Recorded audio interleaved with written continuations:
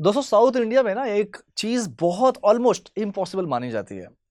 दो famous party है, DMK और एआईडीएमके।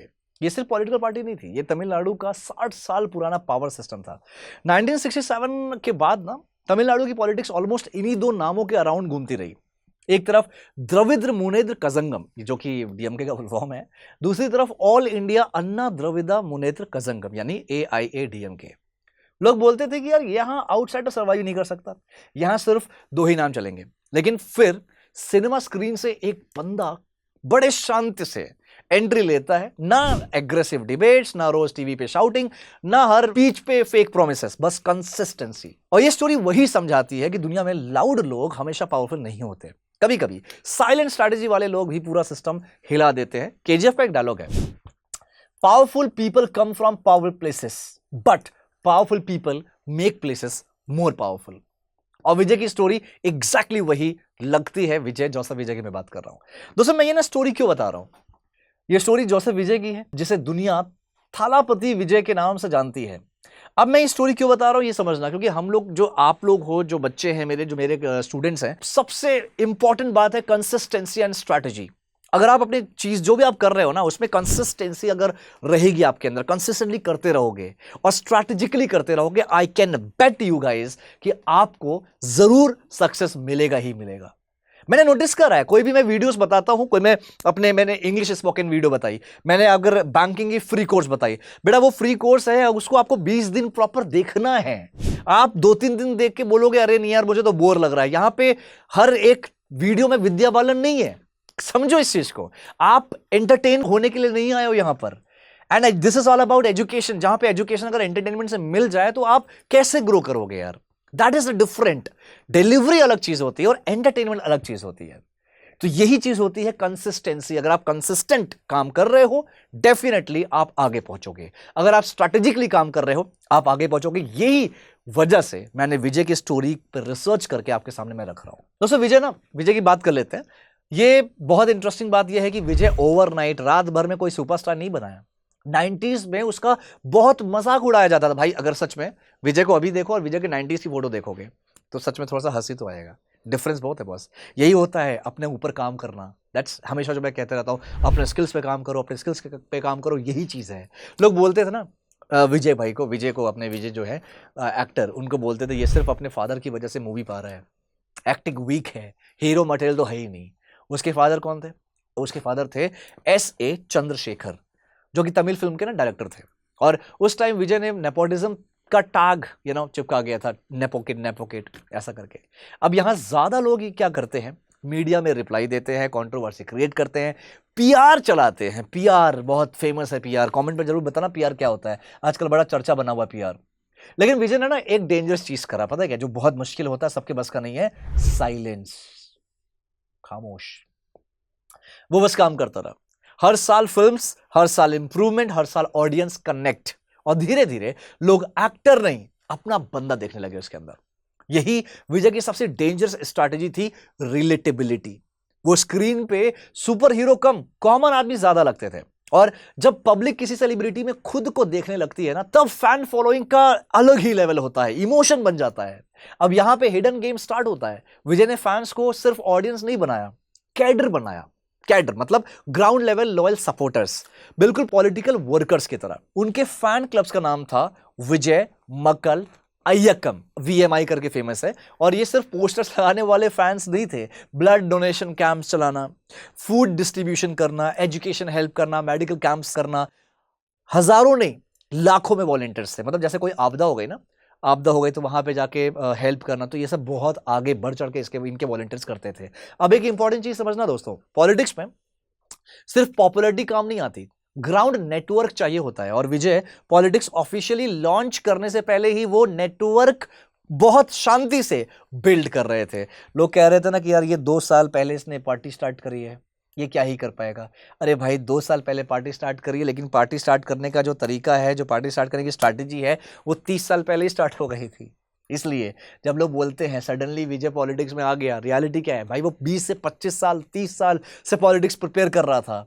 अब यहां और इंटरेस्टिंग चीज सुनिए, विजय ने अपनी मूवीज को भी मैसेजिंग मशीन बना दिया।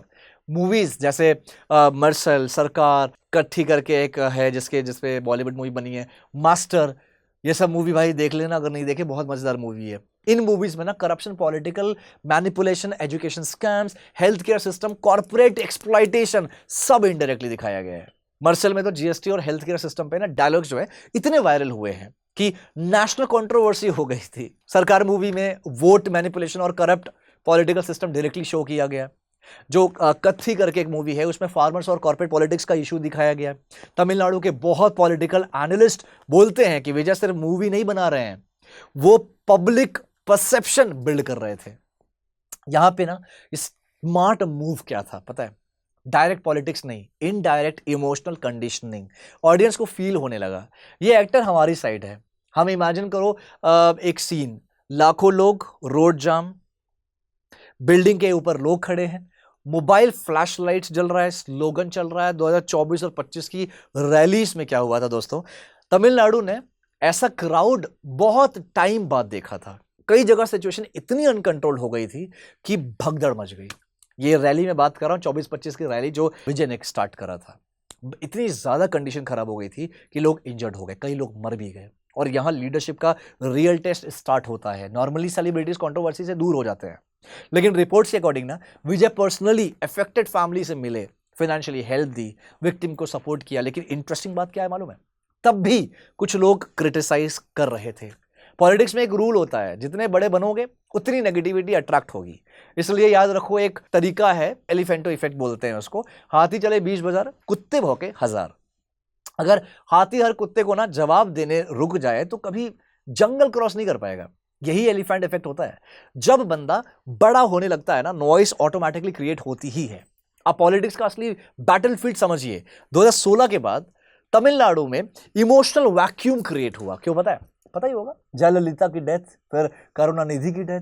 तमिलनाडु के दो बिगेस्ट पॉलिटिकल जायंट्स चले गए, दो बड़े चेहरे चले गए। जब पॉलिटिक्स में इमोशनल लीडरशिप गैप क्रिएट होता है तब पब्लिक नए फेस को एक्सेप्ट करना स्टार्ट करता है। ये रियलिटी है। विजय ने एग्जैक्टली वही टाइमिंग ऑब्जर्व किया। ना जल्दी एंट्री, ना ओवर एक्साइटमेंट, ना अननेसेसरी स्पीचेस, पेशेंस, सिर्फ और सिर्फ पेशेंस, साइलेंट, खामोशी।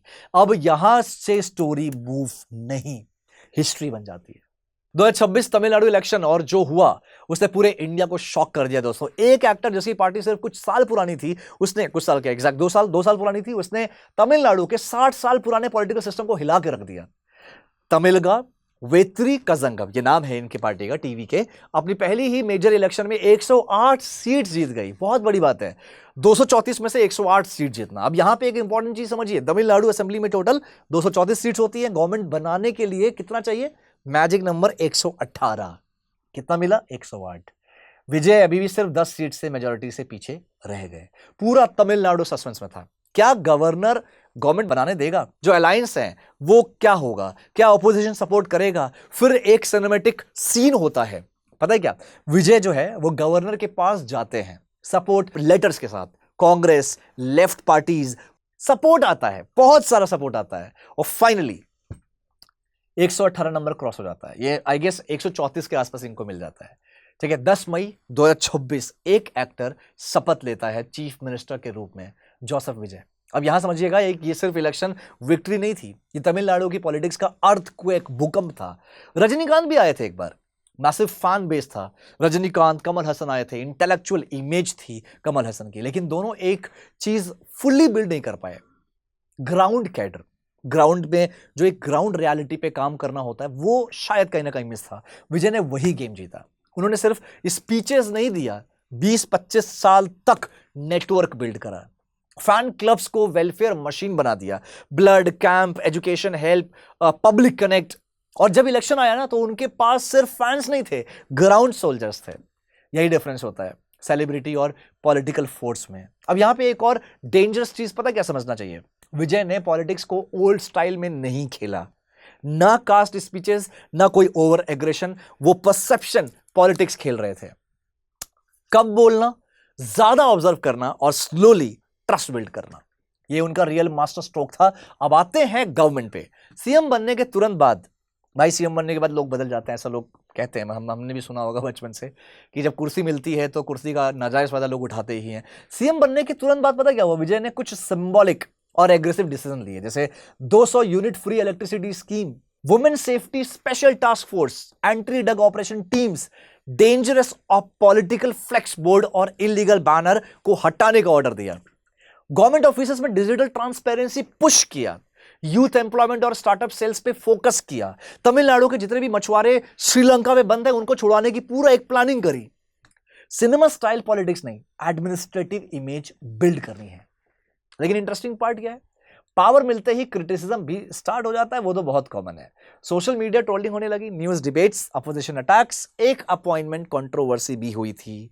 अगर आप लोग न्यूज अपडेट्स पे रहते हो तो पता होगा, विजय ने ना एक डिसीजन रिवर्स कर दिया था। वैसे यही लीडरशिप होती है। क्या हुआ था ये आपको शायद पता होगा, इन्होंने एक एस्ट्रोलॉजर को असाइन किया था, अपॉइंट किया था सरकारी के सैलरी पे। लेकिन जब ये लोग इसके अगेंस्ट आने लगे, इस पे लोगों ने काफी सारा ट्रोल करने लगा, तो ये खुद इस चीज को, इस डिसीजन को इन्होंने रिवर्स कर दिया था। यही लीडरशिप होती है, कब ईगो साइड में रखना है और कब करेक्शन करना है। पॉलिटिक्स में स्टबन होना पावरफुल नहीं होता, करेक्शन करना पावर होता है। अब कैबिनेट की बात करें, टीवी के जो कॉलिशन गवर्नमेंट में lawyers, regional leaders, youth faces, grass root organizers, alliance representative, different background के लोग आ गए हैं। क्योंकि अब ये जो इनके कैबिनेट में लोग आए हैं ना, ये पीएचडी होल्डर्स भी हैं, डॉक्टर्स भी हैं, ये इंजीनियर्स भी हैं, आईआईटी ग्रेजुएट्स भी हैं। क्योंकि कॉलिशन गवर्नमेंट में सिर्फ जीतना इनफ नहीं होता, नंबर्स मेंटेन करना भी पड़ता है। इसलिए उनकी गवर्नमेंट पे अभी भी प्रेशर है, अपोजिशन प्रेशर है, अलायंस प्रेशर है, मीडिया प्रेशर है। लेकिन यही तो रियल टेस्ट होता है। हीरो बनना इजी है, सिस्टम रन करना बहुत डिफिकल्ट है। अब यहां ऑडियंस के लिए बिगेस्ट लेसन सुनना दोस्तों, लाइफ में बहुत लोग टैलेंटेड होते हैं, लेकिन सिर्फ टैलेंट सिस्टम नहीं हिलाता, कंसिस्टेंसी हिलाती है, डायरेक्शन हिलाती है, साइलेंट प्रिपरेशन हिलाती है। विजय को भी नेगेटिविटी मिली, मॉकिंग मिली, नेपोटिज्म या नेपोकिड बोला गया, पॉलिटिकल एक्सपीरियंस नहीं है बोला गया, लेकिन उन्होंने हर क्रिटिसिज्म को आंसर वर्ड से नहीं दिया, टाइम से दिया। हाथी चले बीच बाजार, कुत्ते भौंके हजार। अगर हाथी हर आवाज पे रिएक्ट करेगा तो जंगल नहीं पहुंच पाएगा। सिंपल है। इसलिए याद रखिए, मोटिवेशन टेम्परेरी होता है, स्ट्रैटेजी परमानेंट होती है। और दुनिया में नॉइस सब क्रिएट करते हैं। जब आप लोग अपने मैं जो सेल्स ऑफिसर की ट्रेनिंग देता हूं दोस्तों एक्सिस बैंक में, तो वहां पे मैं बताता हूं बच्चों को कि अगर आप जब जाओगे एज अ फ्रेशर सेल्स की जॉब कर रहे हैं, तो वहां पे आपको भी नॉइस मिलेगा कि अरे कहां से चले आए, बहुत खराब जॉब होती है, sales sales sales sales. Reality ये है कि अगर बैंक में नौकरी करना चाहते हो तो सेल्स ही करना पड़ेगा। ये भी एक बहुत बड़ा हार्श ट्रुथ है। आज के टाइम पे बैंकिंग इंडस्ट्री में या प्राइवेट बैंक्स में सिर्फ और सिर्फ सेल्स ही मिलता है, सेल्स की ही नौकरी मिलती है। जितना रिसर्च करना है कर लीजिए। अगर आपको भी कहीं ना कहीं गाइडेंस का इशू आ रहा है, आपको लगता है कि सर आपको कोई प्रॉपर गाइड नहीं कर पा रहा, कोई डायरेक्शन नहीं मिल पा रहा, तो आप जुड़िए BFSI करियर 24/7। मैं खुद पर्सनली आपको ट्रेन करूंगा। मैंने 16 साल का एक्सपीरियंस रखता हूं, 12 साल बैंक में काम किया है। मैं एक करियर मेंटोर और सीनियर फैकल्टी के तौर पे काम करता हूं। तो दोस्तों बिल्कुल आप मुझसे जुड़ सकते हैं। वो डिस्क्रिप्शन में जाके देखिएगा, बहुत सारी वीडियोस मैंने बना रखी है।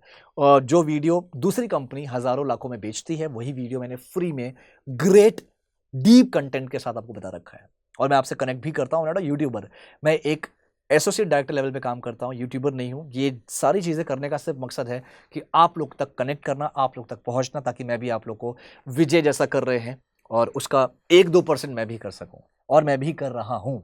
ठीक है, चलिए, उम्मीद करता हूँ मज़ा आया होगा। सिर्फ और सिर्फ 2 वर्ड बोलूँगा, कंसिस्टेंसी और स्ट्रैटेजी बहुत इंपॉर्टेंट होती है। ठीक है दोस्तों, अपना ख्याल रखिए, मिलते हैं किसी और जॉब अपडेट में। Thank you so much, all the best and take care.